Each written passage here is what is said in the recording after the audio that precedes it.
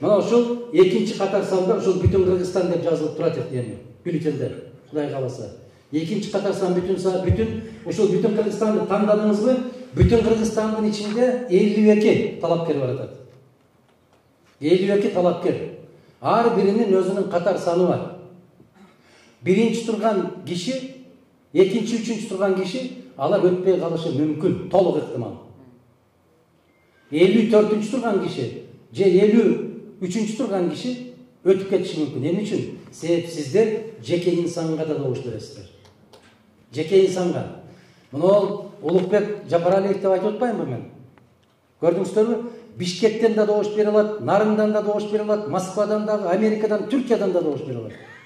Кореядагы жүргөн кыргыздар да добуш бере алат. Бул партиялык тизменин артыкчылыгы ушунда турат.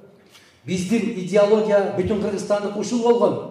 Партиянын ишенимине ээ болгон эмес. Элдин ишенимине ээ болгон жигиттер, кыздар керек бизге деп мен 2 съезден бери айтып келем ушуну. Мына ошол биздин программаны ишке киргизишти, бирок кантип ишке ашыраарда байкабай калышты. Жартылай болуп калды. Ошондуктан элде көп суроо пайда болуп атат. Кантип добуш беребиз деген. Партияны тандайсыздар биринчи.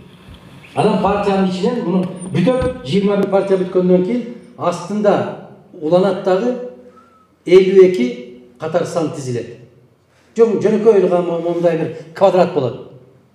Ошол катар санды эстеп каласыз. Таштанбек мырза канчанчы турат? Оразайым айым канчанчы турат? Улукбек мырза канчанчы турат? Темирлан Сманбеков деген агабыз канчанчы турат деп карап аласыздар. Шайлоо участкасына кирип бараткан, тилкесине кирип бараткан кезиңиздерде кирип моундай жылыткычтар илинип турбайбы? Ошол жылыткычтар илингендей болуп, ар бир партиянын тизмеси илинүүгө милдеттүү. Унутуп калсаңыздар ошол жерден карап аласыздар. Ким канчанчы турат? Ошол 52 дейсиздерби, 15 дейсиздерби, 17 дейсиздерби? Ошого ким катар санында канчанчы турса мына Улукбек Жапаралиев дейт, 42 деп турат. Көрдүңүздөрбү? Таштанбек Сияев 6 деп турат. Биз кандай кылдык? Биз биринчи ондукка абдан ушундай бир такшалган азамат жигиттерди койдук, кыздарды койдук. Калганы эч кимге капачылык болбосун деп чүчү кулак тарттык партиянын курултайда, съездин алдында. Адилеттүү да. Кимди кимден өйдө көрөсүң, кимди кимден жогору көрөсүң. Баары бирдей. Маңдайыңдан көр дедик.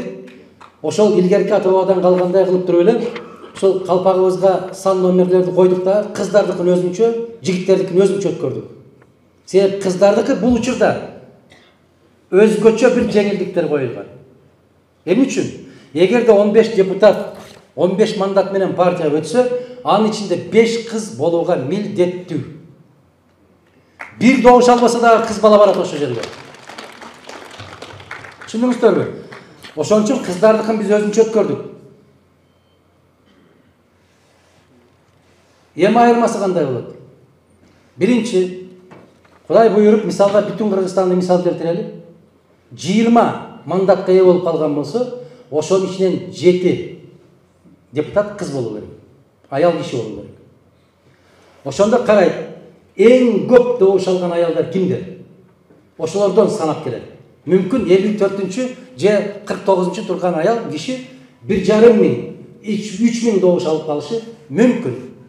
Биринчи болуп ошол кыз, ошол аял киши турат.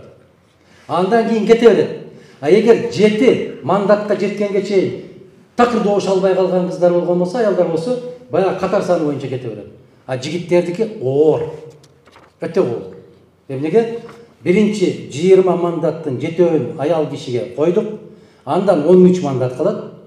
13-ün анан эң көп добуш алган инсандарга карайт. Мисалы Жапаралиев Улук мырза 42-чи турат. Кызыл аскерден, Нарындан, анын ичинен ошо тубал өскөн айылым деп Дөбөлүдөн, Эмгекчилден, Миңбулактан канча деген айылдардан көтөрүлүп чыккан болсо, канча көп добуш алса, жаштар азыр, жаштардын көпчүлүгү сыртта жүрөт. Москвадагы жүргөн биздин жарандар дагы бүтүн Кыргызстанга анан Жапаралиевке добуш бере алат. Кореяда жүрсе де добуш берет, Америкада жүрсе де добуш берет. Мына артыкчылык кайда? Көрдүңүздөрбү? Ошондуктан эр азамат бир жерге байланып калган жок. Бүтүндөй аалам боюнча кай жерде кыргыз буту басса, ошол жерден добуш бере алат, Африкада жүрсө да. Кандай дейсиздер? Мына ошондо кимдин ким экендиги ошондо көрүнөт. Болбосо ар бирибизде шым кийип, калпак кийип алып чыгабыз го, аркамда элим бар деп. Аркаңда кечирип кой, аялың да турбаса керек сен. Мына ушундайда элекке түшүп каласың. Кошунаң да турбайт, бир тууганың да турбайт. Мен кыйынмын деп жанагы көпөстөрдүн көпчүлүгү акчасын берип коюп, алдыңкы катарды ээлеп алып туруп алышчылар.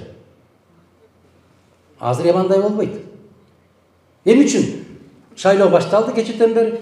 Жым-жырт Кыргызстанда, жым-жырт, тып-тынч. Билесиздерби эмне үчүн? Себеп өткөндөгү шайлоодо көбүнүн оозу күйдү. Айланайын, жалгыз бүтүн Кыргызстанга каршы чыгабыз деп 5 миллиард сом акча чачышты.